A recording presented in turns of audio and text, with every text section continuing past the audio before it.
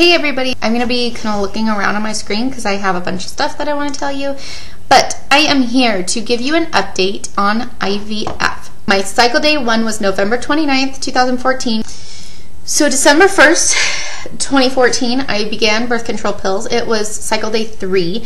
Now, the problem with that is actually that we hadn't had a set plan yet, and the last that I had remembered talking to my doctor's nurse was that I would begin cycling the birth control on cycle day 3. I tried to call to tell them that my cycle had started on cycle day 1, which was Friday, but of course it's the Friday after Thanksgiving. There were a lot of people off, and my doctor's nurse was not there. She was actually at home that day. So there was nobody who really knew our situation and what was going on and exactly why I was kind of so desperate to talk to her, but they just said, oh yeah, most people start on cycle day 3, so just go ahead with that. It's like, okay. So on Monday, I got a phone call saying, I really hope you didn't start your birth control yet. Don't start it until tomorrow. And I said, well, I already started it, so sorry about that, but we're going to have to kind of deal with it. Because of that, I'm going to have to do a full cycle of birth control so I can do my hysteroscopy.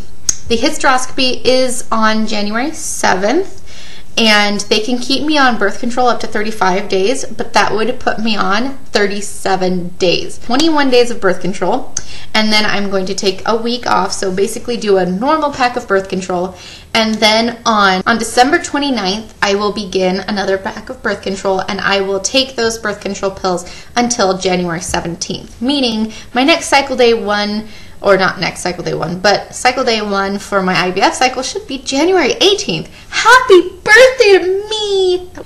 So if you don't know too much about cycling of IVF, when you're on birth control during IVF, you actually take some of your medications during the last few days of your birth control pills. I'll be starting Lupron on January 13th.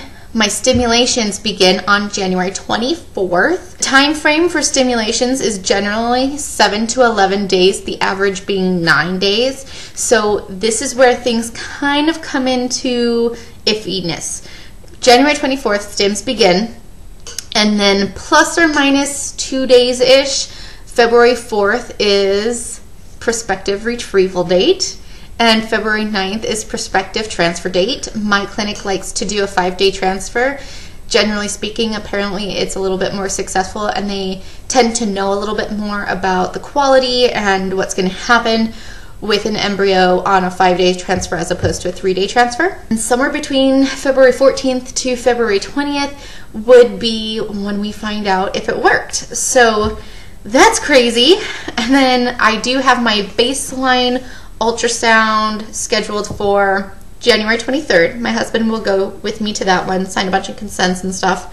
And then I think January 28th, I will have a follicle check as to how I'm responding to medications, because that 24th is when everything starts. Like I said, I started the birth control, and you can tell because I am so broken out. And if you don't know, hormonal breakouts are all like around your mouth. Up here and all that, that's totally different, but generally speaking, hormonal is around your mouth. And yeah, I broke out because of my birth control, and I gained weight. So I actually had food poisoning over the weekend, and it was awful. I have a hunch that it's due to some bruschetta at a company Christmas party thingy for my husband's company, and that's what I think it's from. I don't know why, it's just a gut feeling. It's the only thing I can think of that it would be, but anyway. But the only person in the history of ever to have food poisoning and have gained weight would be me. I gained 1.5 pounds this weekend, and I was convinced that it was because all I could eat was saltines, and the salt maybe made me bloat and whatever. But then I remembered, I started taking birth control, and the last time I was on birth control, I gained like 16 pounds or something. It was crazy. So I believe I have gained a couple pounds from the birth control, putting me only 1 pound to 1.5 pounds down from when I first met with my IVF doctor. Now, she wanted me to lose 10 pounds. So I have essentially until about February 4th to lose 10 pounds, preferably before then.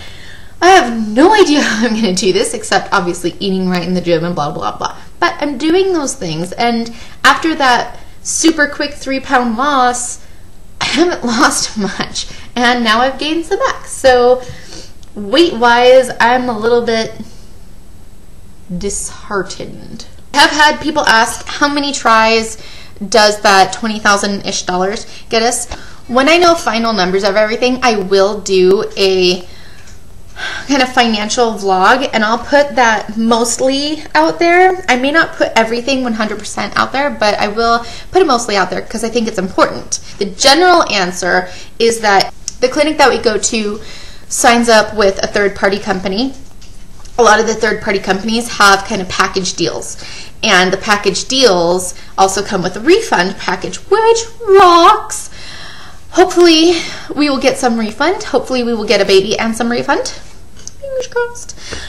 But long story short, anywhere from $19,000 to $22,000-ish for the IVF with no meds would give us 4 tries. It would give us 2 fresh cycles and 2 frozen cycles. Now, so those have to be used within a certain amount of time, but I don't know what that time limit is, and I'm not totally sure what our cost is going to be. It partly depends on whether we need ICSI, which I don't think we will, but I'm not totally sure. My husband had a semen analysis done in 2012, but turns out it was 2011, so they may make him redo it. I have also been asked whether we will transfer 1 or 2 embryos. That is a very, very good question, one we don't exactly have an answer to yet.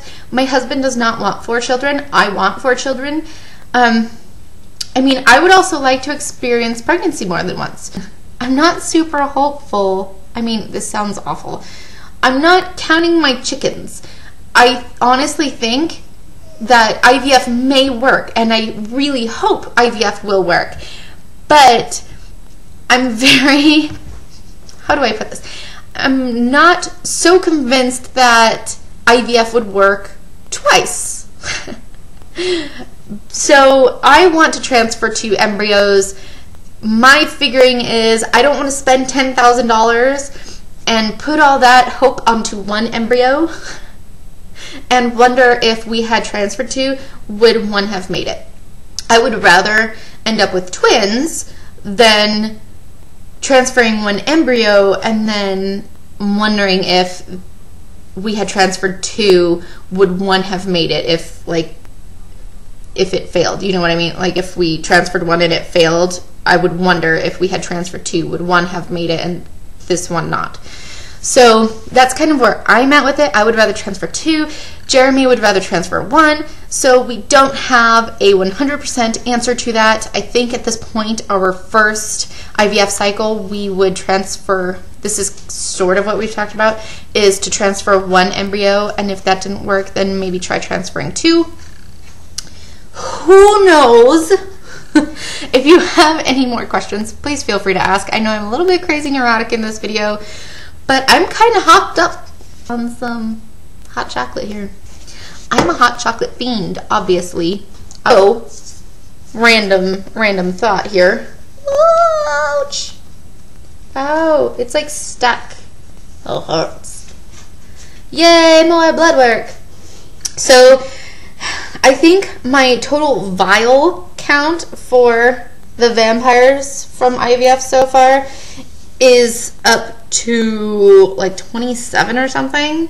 27 vials. I'll have to totally check and correct myself if that's wrong.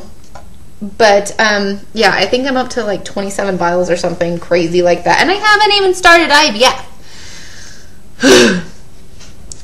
We are still waiting on genetic testing to come back. They tested me for the pan-ethnic ones, cystic fibrosis, Fragile X, and Down syndrome, I believe. If I come back as a carrier for any of those 3, we will test Jeremy for those, whatever comes back as a carrier. Is there anything else before I say I think that's it one more time? And I will talk to you all later. Bye.